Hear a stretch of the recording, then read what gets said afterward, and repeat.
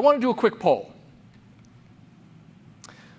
By a show of hands, at any time in your career, not just right now, but at any time in your career, how many of you have had to work with a colleague or a boss who was unhelpful or perhaps outright toxic? By a show of hands.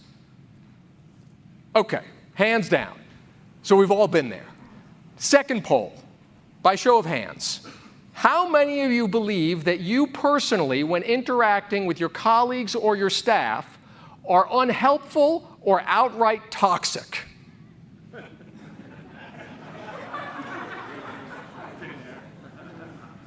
Okay. Now here's the problem, folks. The math doesn't add up. Okay? We have all, in our careers, encountered unhelpful, toxic coworkers and bosses, but yet none of us feel that we are toxic or unhelpful. And what this really gets to is the importance, I think, of personal Net Promoter Score, because it fosters self-reflection.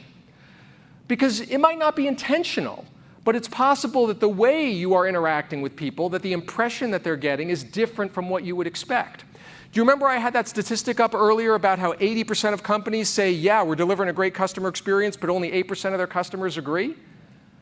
The very same thing could apply with leaders who might be looking through the experience that they provide through rose-colored glasses. And so I encourage you to, as you're about to interact with someone in the workplace, pause for a moment and say, am I about to engage this person in a way that's going to turn them into a promoter? And if the answer is no, then pause for a moment and ask yourself, what could I maybe do differently that would help accomplish that? Because if you want to create promoters in the marketplace, you have to start by creating promoters in the workplace. And that job falls on your shoulders as leaders in the organization.